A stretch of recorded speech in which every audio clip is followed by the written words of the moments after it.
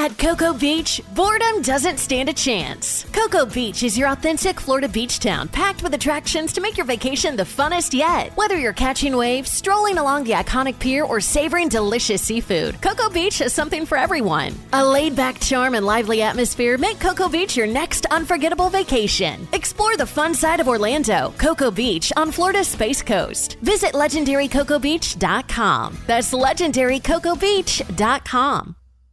Today, we'll talk to Emily and Katie about their Universal and Disney World trip. That's coming up on this episode 445 of WDW Prep to Go.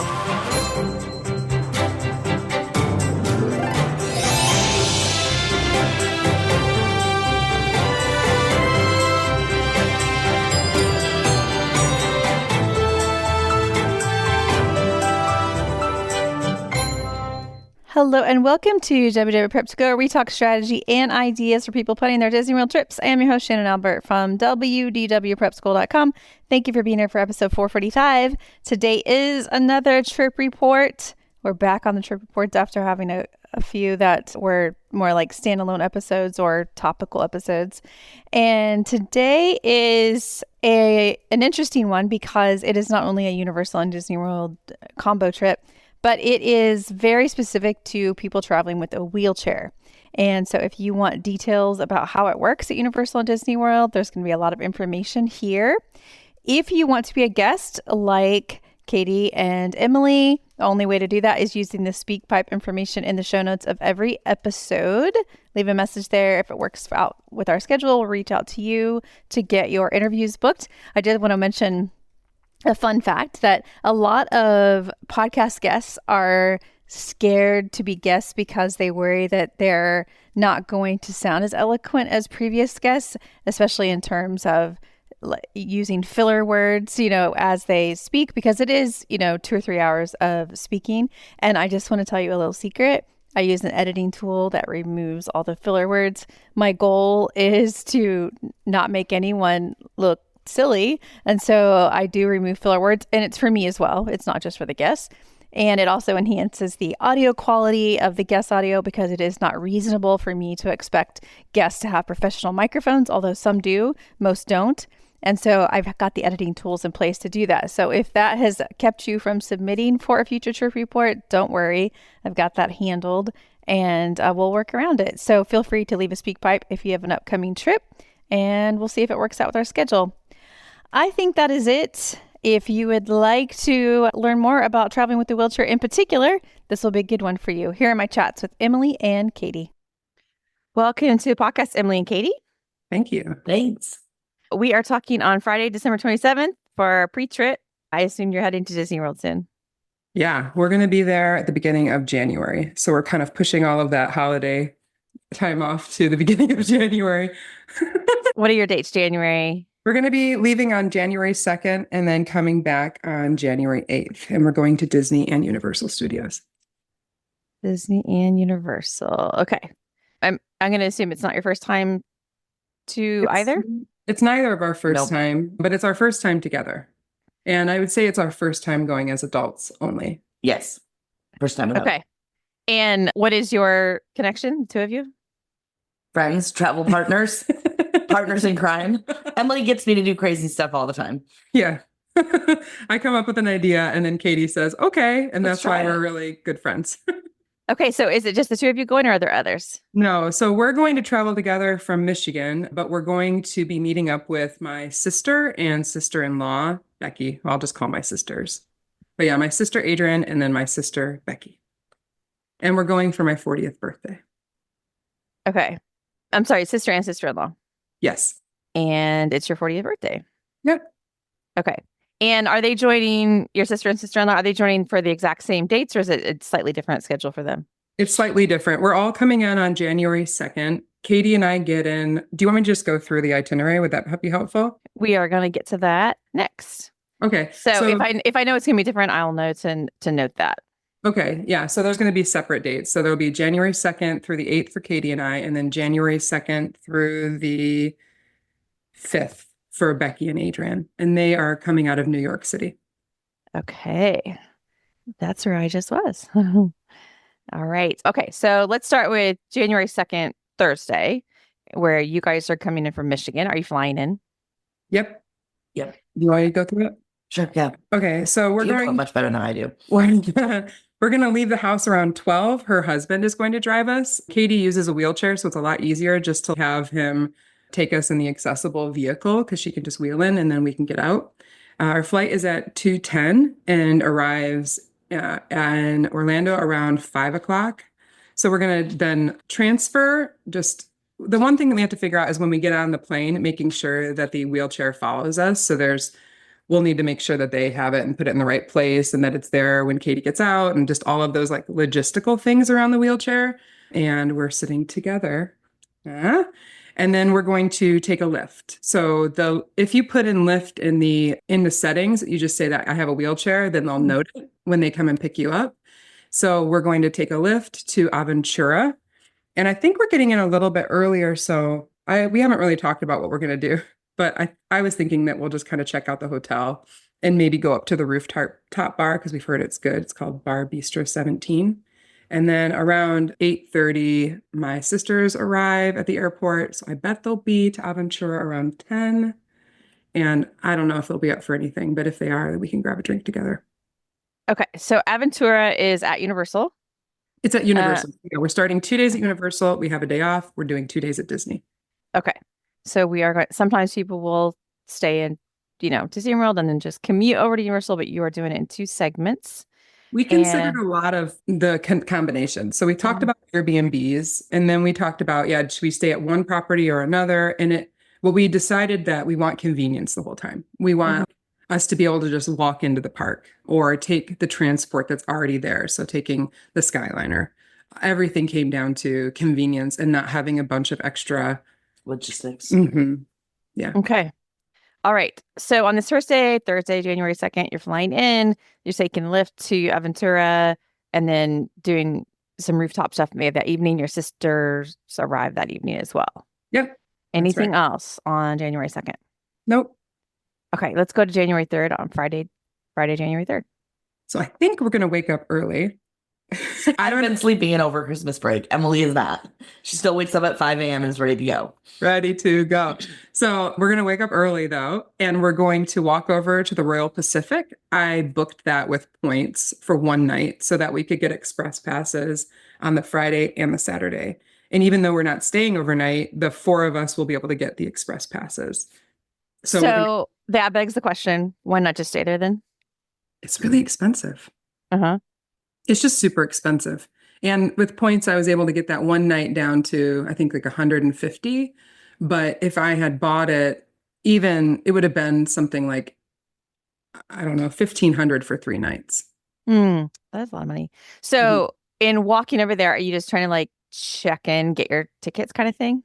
Yeah. So I just did this actually in October because my littler family and I went to Universal, and it's super easy. You go to the front desk, you check in, you say how many people, they issue your express passes, they give you the key to the room, and then you can head right into the park. So we're going to do something like that. And with the express passes at Universal for that one, it's unlimited. So we can go to as many rides as many times as we want. It's awesome. Yeah. That is nice. Okay. So which park are you going to this day? We are probably going to do both. I assume that we'll just do both and try to ride as many rides as we can. And then the second day will be like, what were the top hits? What do we want to do again? With the Express Pass, we should be able to do anything. And then, what we don't know is how necessary an Express Pass is for someone using a wheelchair. We don't know if we're going to get into the line and then they'll say, oh, you actually have to take the regular line and then the elevator. We just don't know how all of that's going to go. And it's very difficult to find that information online. And especially with new rules, right? Like before I would say in a lot of circumstances, it wasn't worth it because you end up skipping so much of the lines, but I just don't have a sense of that now with new rules. Yeah. And when I was there, I was asking, is this wheelchair accessible? What are they going to do? And they're like, oh yeah, totally accessible, but they don't give you details. Like, oh, how about this lift? Is this lift going to take you up to the top, like here, or is it going to take you later? Does it matter if you're an express or not? We don't know. So what I wanted to do is just remove any barrier. And that was through our hotels and through just getting expresses, and we'll get lightning lanes as well. And if we don't need them, fine. But I'd rather not have to worry about it, and for us just to be able to get up to the front. But we're going to note all of that in our notes, because I do think that it's very difficult to find it for all the parks. Yes, needs specifics on how it works. Mm-hmm. So what are your top priorities then in the parks? You want me to tell? Yeah. I want to go on the roller coasters. So Velocicoaster. I want to go on Hagrid's, Rip Ride Rocket. I love E.T. I want to go to the Harry Potter areas. In the fall, I knew I was going to do 2 trips, so I got an annual pass. So this is the beginning of using the annual pass. But I just love those parks. They're super fun and really relaxed. And having an express pass, what it actually does, it allows us to make decisions in the moment.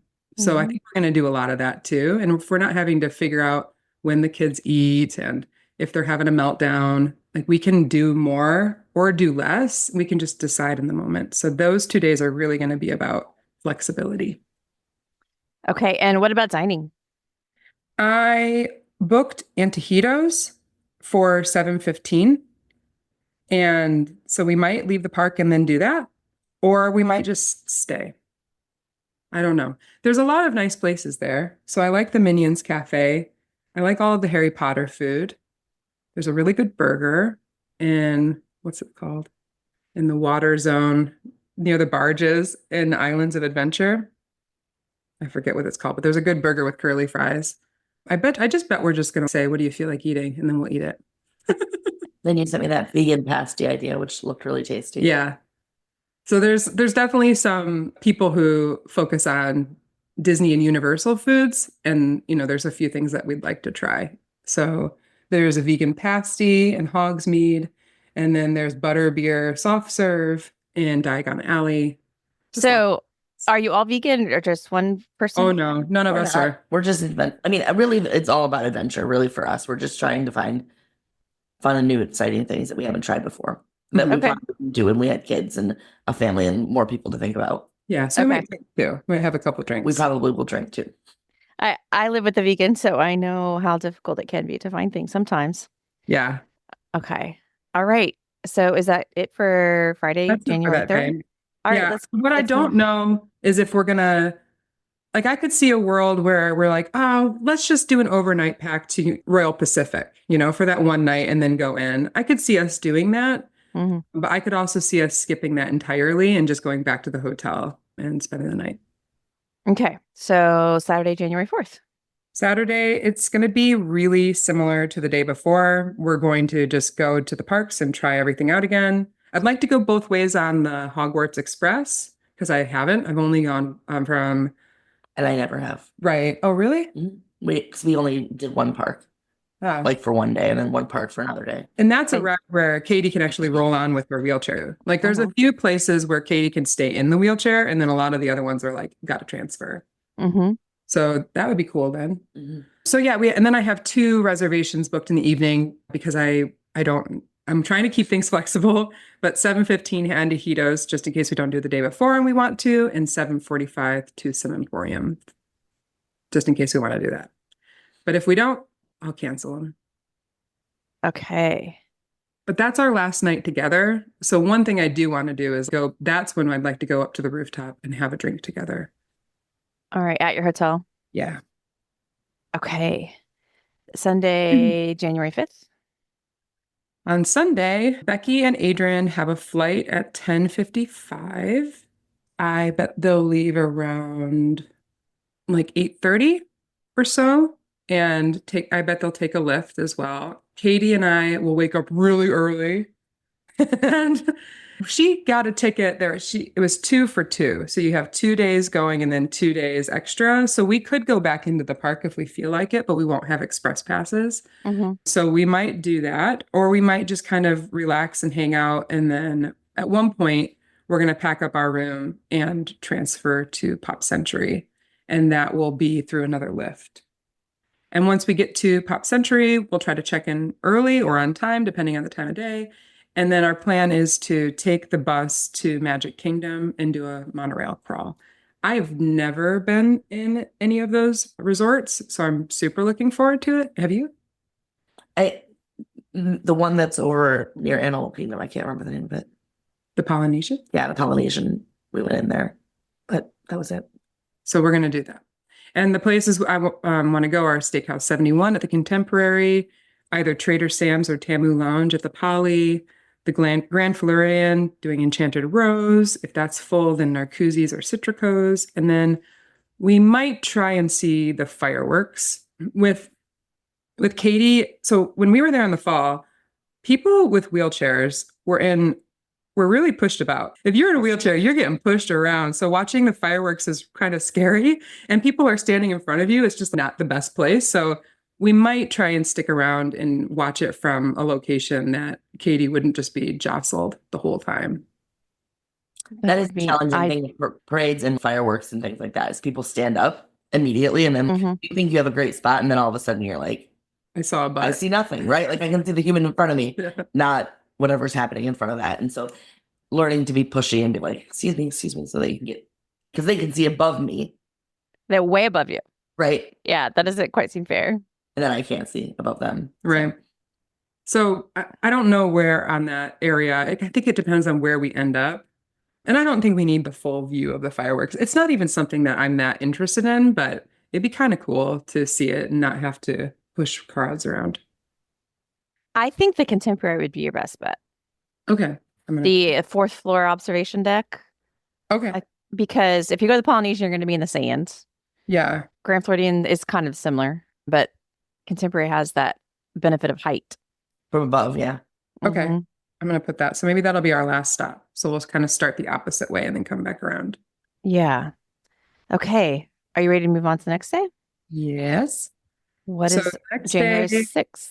We are going to go to Disney. And the plan right now is to get lightning lanes for the whole 2 days. And we have park hoppers.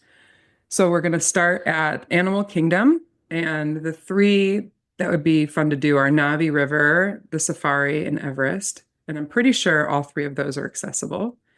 And I've sent her videos of the Yak and Yeti Kids Breakfast and Satuli Canteen and Nomad Lounge. And so those are like restaurants that we've talked about that would be kind of cool to grab something. And I've looked at like YouTube videos and things for each of the rides, like for watching folks, like because I can transfer. But I've always whenever I've gone to theme parks of any kind, I usually go with my husband, who can do some helping of lifting and transferring. And so making sure that like it has, either the step where I can just transfer myself. Down and up is hardest, right? Like I get way down into a ride and then getting back up into my chair, that kind of thing. So doing that research, I watching the YouTube videos, I'm like, oh, it's really helpful if like we take videos of me doing it, right? Just because that's what there's a void there for folks to be able to actually be able to see it and just to understand exactly what you would be able to do or not do in that context. That is super helpful. I think of people like you often on rides like Pirates of the Caribbean. Right. You're down in that boat and it's so hard to get back up to the platform. Yep. So they say on some of them that there's a wheelchair accessible thing. So I keep wondering if we go to, let's say, Space Mountain or Pirates, if there's actually a boat that's a little bit higher that we could get into. But again, you just can't find that anywhere online. And I have tried and you have tried, and they say it's accessible, but access means different things to different people. And not making it really clear creates a lot of uncertainty. And I think your ability to transfer or not changes things. So yeah, you're right. And it's like, I think and then also trying it out, like when you're in front of a crowd is not always right. Right. You have a line of people who've also been waiting for an hour and they're like, I get that. Understandably. Yes. You're like, I just want to be like everybody else. Let's get going. But you don't always know how that's going to work. Exactly. Okay, so you said you're starting Animal Kingdom and you're going to get lightning lanes, but because your lightning lane day hasn't arrived yet, you don't know exactly what that schedule is. Right, we're going to book that on the 29th. Okay. Because we're starting with Universal, even though it's a week out from the vacation, we can't do that until December 29th. So I will do that then, and I've already connected our accounts. Well, I created an account for Katie. I've been an event planner my entire life, and I'm kind of on hiatus, and I'm doing something else, and so Emily's like way into planning, and I'm like, plan away, knock yourself out, because She's outsourcing it. Yeah, she's outsourcing it. So Mhm. we're going to go to Magic Kingdom. So we're going to go from Animal Kingdom to Magic Kingdom. And we chose that. Well, hold on. I chose that because I wanted us to have a day that's just the Skyliner, that we can kind of go to Epcot and Hollywood Studios and go back to Hollywood Studios. Like we can do all of that in one day. And Katie's also mentioned that Magic Kingdom is not a huge priority for her. And actually, when we went in the fall, I wasn't that big of a fan of Magic Kingdom either. There's a lot of slow rides, and I want like action. Mm-hmm. The roller It coaster all thing. kind of is going to work out. And when we go there, I'd really like to do Tiana's. We'll have to see about Pirates, but if that's a difficult transfer, like this all becomes super weird, right? I might book all of these rides and then we'll get to the ride and not be able to do it. And I don't care. I think Right. it's going to be annoying, but I hate to lose one of our lightning lanes and then, not be able to find other things that are available. That's kind of the funky part. When we were there in the fall, it was so busy. We arrived to Magic Kingdom and every single lightning lane was gone. So we had the three, and I was just like trying to gobble them up as I found them. But it was incredibly busy. And I don't know what it's going to be like at the beginning of January, but I hope it's not as bad that if we get to a ride and we can't get on, that we could book it for a different one that is accessible. And I've Yeah. done, but that's also tricky because I've done Pirates. But again, I had my husband there, right? So I don't remember what I had him do or what I didn't have him. Do you know what I mean? I just don't remember enough. And also that was, I don't know, 10 years ago, 5 years ago. I'm not sure. I don't remember how long ago it was, but it was a while ago. And so my mobility has changed as well. And so just I think I can do Pirates. I'm gonna keep my fingers crossed you'll be able to do anything you want. Right. That would be great. When I looked it up on what's accessible at Disney, there was only really one ride, maybe one or two, but one ride that's not a water park, and it was Peter Pan. Peter Pan is not accessible. But everything else says it's accessible or that you can roll your wheelchair on. So we'll see. Okay. I hope that is true. And I found that like when we went to Disney and when we went to Universal, I was actually really impressed with some of the modifications that they've done, right? Like they really have gone above and beyond compared to like other amusement parks that I've been to with allowing wheelchairs to just get on and that sort of thing. It really is impressive what they've done. But again, it's sort of an experiment. Yeah. And, there's things that I found out by searching Reddit threads for Hagrid's ride. They can stop the track, right? Or slow it down a ton so that they'll have time for a transfer. That's not online anywhere. So I assume the same for, what's it called? Little Mermaid, those tracks that are kind of moving along. I assume it's the same, that they can either slow it down or stop it entirely. Yeah, they slowed down a lot on Little Mermaid. Really? I remember that one. That one was easy. And it was That's actually what I tell myself every time the Haunted Mansion stops. I tell myself they're doing an accessible load sort of thing because it's a continuous, ride. So you have to stop it to allow people to, get on. Yeah. So that would make sense. I hope that all works out. So you're getting lightning lanes and you're park hopping. Are you pre-booking your lightning lanes at Animal Kingdom and then hoping to snag them for Magic Kingdom? Yeah, I think we're just going to book those 3 at Animal Kingdom and try to do, I don't know, other rides. And then that'll be a really quick park. We'll kind of loop it and while we're using the lightning lanes, I'll be booking them for Animal Kingdom. So I'm hoping to get Tiana's, Pirates, Haunted Mansion, and then Jungle Cruise because you can roll on. I'm nervous about Space Mountain because I rode it recently and it's so hard to get in and out of as an able-bodied person. And then Winnie the Pooh, A Small World, and just anything else that we can get. And I'm going to also book the single rider for Seven Dwarves and Tron. So I'm doing all that stuff. All right. Any dining plans? We didn't book any reservations, but I would like Katie to try the creme brulee croissant because it was so good. I didn't try the spring rolls, and I'd like to try that. And Aloha Isle has some really lovely desserts, so I'd like to try that as well. Do you have any? I don't. All right. And then Tuesday, January 7th? Tuesday, we are going to go to Disney, and we're starting at Hollywood Studios. I think it would be fun to do early entry at Hollywood Studios, maybe just to get the Runaway Railway, since it's right there, we can just head in. So I would like to book The Slinky Dog, Tower of Terror, and Toy Story Mania, and then Aerosmith, Smuggler's Run, and I will book Rise of the Resistance as well. When we went in the fall, we were able to do every single ride and like multiple shows. And so that was a brilliant day. I would like to have another brilliant day. My goal. Since you're hopping, do you think you'll be able to do it in a half day? Yes. You do? Okay. Well, that is a good question. I don't know, because we're going to hop to Epcot and then I want to hop back to Hollywood Studios. I know. Sorry, Katie. That's all right. I'm up for it. So the food things would be nice to try. Ronto Roasters, Baseline Tap House, and I have a reservation for 9:15 at Oga's. So that's why we're going to leave and then come back. And then at one point we'll leave and go to Epcot. And so I'll be moving those lightning lanes over to Epcot and try to grab, I'm kind of doubting my own plans at this point, but Frozen or Remy's or anything else. I do want to book Guardians of the Galaxy because it's a super fun ride. And we wanted to go to La Cava. And I think you've said that you like the macaron ice cream looked good. Just to go all of those places. And then we'll go back to Oga's. That does sound like a lot, doesn't it? We're going to start early. We're going to end. This is a 12-hour day. It's a big day. We are going for it. It's towards the end of the trip, right? Yeah, this is the last full day. So, of course, why not go hard? All right. So, yeah, that will be a busy day. I will be very curious how much you get done.